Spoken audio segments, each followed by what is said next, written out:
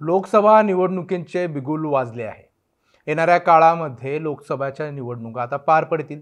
त्याविषयीचं निवडणूक आयोगाने वेळापत्रकच आज जाहीर करून टाकलं। कधी आणि कुठे महाराष्ट्रामध्ये 5 टप्प्यांमध्ये मतदान होणार आहे। पण नेमकं कधी कोणत्या मतदारसंघात मतदान होणार, विदर्भातलं मतदान या तारखेला होणार आणि मुंबईचं मतदान या तारखेला होणार। पण या तारखा कोणत्या जाणून घेणार आहोत या व्हिडिओच्या माध्यमातून। नमस्कार, मी यश प्रकाश वाडेकर, तुम्ही पाहतायत सकाळ।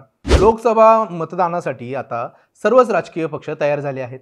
येणाऱ्या जून महिन्यामध्ये नवीन सरकार स्थापन होईल, ते भाजपचंच असेल की दुसऱ्या स्थापन झालेल्या इंडिया आघाडीचा असेल हे येणाऱ्या 2 महिन्यांमधून कळून येईल। पण महाराष्ट्राबद्दल बोलायचं झालं तर महाराष्ट्रात 5 टप्प्यांमध्ये मतदान होणार आहे। या 5 टप्प्यांमध्ये नेमकं कुठं मतदान होणार तर आपण पाहूयात ग्राफिकच्या माध्यमातून।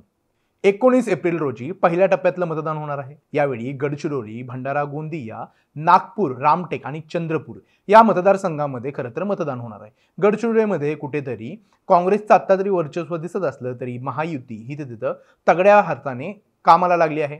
भंडारा गोंदियामध्ये सध्या तरी राष्ट्रवादी काँग्रेस जे की अजित पवारांचा गट आहे ते आग्रह आहे। त्याचं कारण म्हणजे प्रफुल्ल पटेलांचा तो मतदारसंघ मानला जातो। पण त्यावेळेसच महायुतीतील भाजप ही त्या जागेवरती दावा सांगत आहे, त्यामुळे त्या जागेवरून वाद होणं हे साहजिक आहे। तिसरी जागा येते म्हणजे नागपूरमध्ये नितीन गडकरींची उमेदवारी भाजपने घोषित केली आहे। आता त्यांच्यासमोर काँग्रेस कोण उमेदवार देणार, नाना पटोले की अजून कोणता उमेदवार आणणार हे बघणं महत्त्वाचं राहणार आहे। असंच राहतो प्रश्न म्हणजे रामटेकमधूनही महायुती विरुद्ध महाआघाडी असाच संघर्ष आपल्याला दिसणार आहे। तिथं काँग्रेस आत्ता तरी जराशी चांगल्या अवस्थेत दिसते। चंद्रपूरमध्ये महाराष्ट्राचे मंत्री जे की सुधीर मुनगंटीवार यांची उमेदवारी जाहीर झाली आहे। त्यांच्या विरोधात आता काँग्रेस कोण उमेदवार देतं हे अजूनही जाहीर झालं नाही।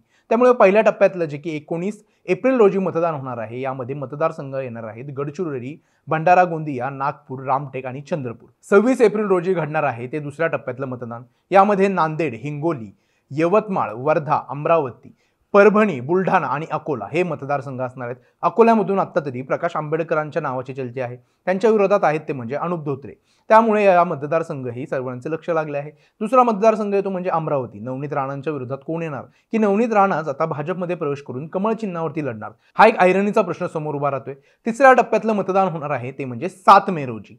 रायगड, बारामती, धाराशिव, लातूर, सोलापूर, माढा, सांगली, सातारा, रत्नागिरी, सिंधुदुर्ग, कोल्हापूर आणि हातकणंगले या मतदारसंघांसाठी हे मतदान पार पडणार आहे। यातील बारामती या मतदारसंघावरून महाराष्ट्रात आत्तापासून आणि एकूणच भारत देशातच याबद्दल चर्चा सुरू झाली आहे। याचं कारण म्हणजे पवार विरुद्ध पवार असा संघर्ष इथं पाहायला मिळणार आहे। कदाचित आत्ता तरी असं स्पष्ट झालं आहे की सुनेत्रा पवारच कुठेतरी इथं सुप्रिया सुळेंच्या विरोधात उभे राहतील। पण यामध्ये आता तिसराच म्हणजे शिवतारेंची एंट्री झाल्याने नेमकं इथं कोण गड मारणार हेही आता पाहण्यासारखं ठरेल। दुसरी म्हणजे माढ्यामध्ये भाजपने जरी उमेदवार घोषित केला असेल तरी त्यांचा अंतर्गत विरोध आहे, त्यामुळे मोहिते पाटलांची इथं भूमिका काय असणार यावरूनही माढ्याची जागा महायुतीला जाणार की महाविकास आघाडीला हे ठरणार आहे। तिसरा अजून एक महत्त्वाचा मतदारसंघ येतो म्हणजे सांगलीमध्ये आत्ता तरी दोन्हीही समतुल्य दिसत असले तरीही कुठेतरी वंचित फॅक्टर इथं महत्त्वाचा राहणार आहे। वंचित बहुजन आघाडी जर महाविकास सोबत आली तर कुठेतरी सांगलीमध्ये हे महाविकास आघाडीची जागा लिहिली दिसू शकते। रत्नागिरी, सिंधुदुर्गमध्ये राणे विरुद्ध सावंत असा वाद कुठेतरी निर्माण होताना दिसतोय, त्यामुळे महायुतीमधून कोणाची उमेदवारी घोषित होते हे बघणं महत्त्वाचं राहणार आहे। चौथ्या टप्प्याचं मतदान होणार आहे ते म्हणजे 13 मे रोजी।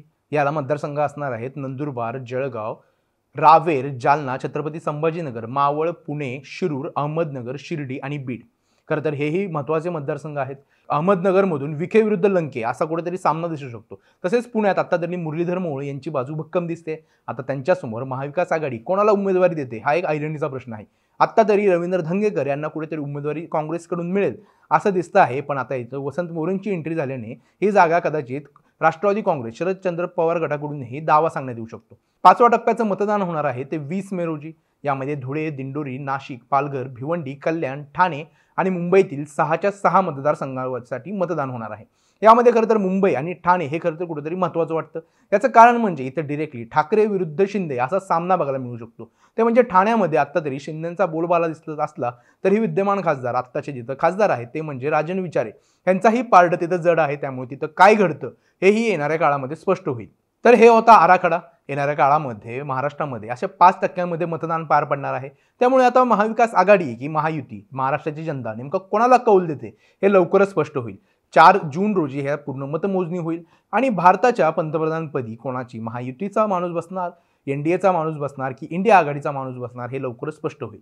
याबाबत तुम्हाला काय वाटतं? महाराष्ट्रात 5 टप्प्याने मतदान घेतल्यानंतर ते सोयीस्कर जाईल की ते जनतेसाठी अवघड जाईल? आम्हाला कमेंट करून जरूर कळवा. तुम्ही हा व्हिडिओ यूट्यूबवरती पाहत असाल तर सकाळचं यूट्यूब चॅनल जरूर सबस्क्राईब करा आणि फेसबुकवरती पाहत असाल तर लाईक आणि शेअर करायला विसरू नका. महाराष्ट्रातील सर्व बातम्यांचे विश्वासार्ह व्यासपीठ सकाळच्या सर्व सोशल मीडिया प्लॅटफॉर्मला लाईक, फॉलो आणि सबस्क्राईब करा.